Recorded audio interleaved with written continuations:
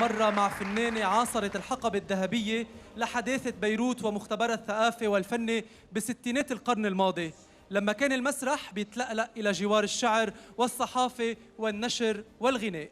ممثلة أدت أدوار رائعة على المسرح، والجمهور الواسع بيتذكر أكيد أداء المدهش لدور المدام إلى جانب رندا الأسمر وجوليا قصار بمسرحية الخادمتان من إخراج جواد الأسدي عن نص للأديب الفرنسي جان جوني.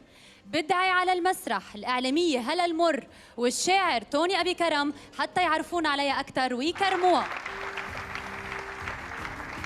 مساء الخير، مساء النور، مساء هاللحظة المؤثرة يلي عن جد حسستني انه لازم اقدم شكر كبير لدكتور هراتش.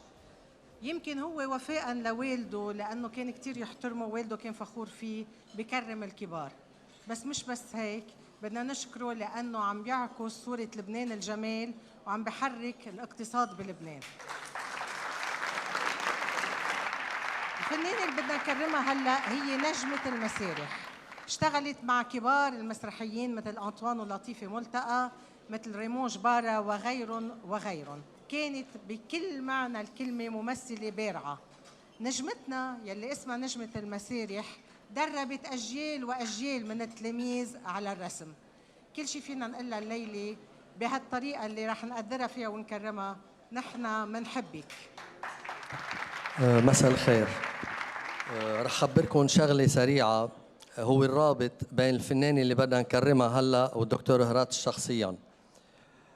من شي 10 أيام تقريبا أصيبت بوعكة صحية خطيرة كتير، كانت وحدة بالبيت. أول واحد فكرت تتصل فيه وتستنجد فيه كان دكتور هراتش.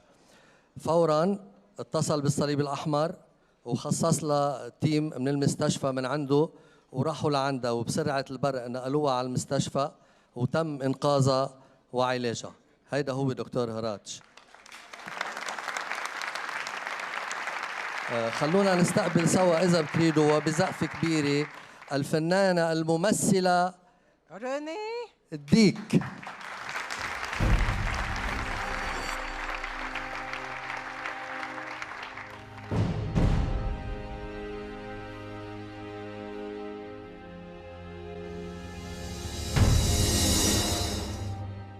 برافو عليكي.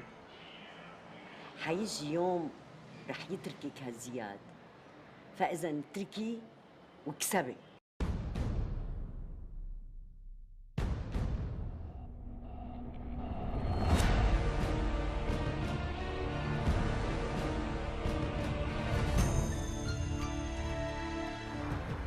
إذا أسعد بسيبوا شي، عيد الشر يا رب. ما بنقعد نخلص من لسان مرته جميلة. شو بدنا فيها؟ هيدي بنت العالم، اتركها. انت الله خلقك ما بتخلفي.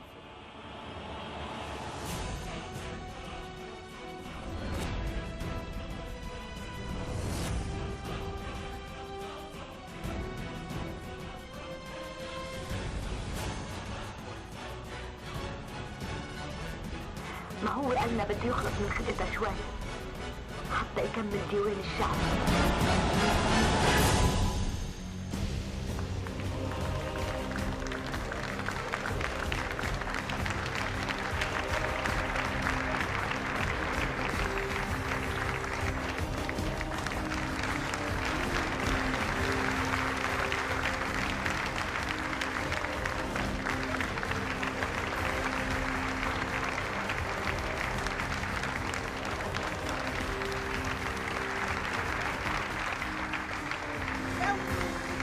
يا عم متأثر كثير مع الممثل والفنان.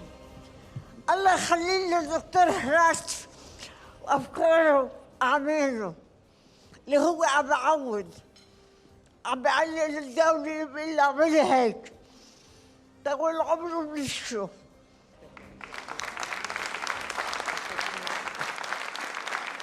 أنا مهدية للدكتور هراتش اللي هو هداني إياها.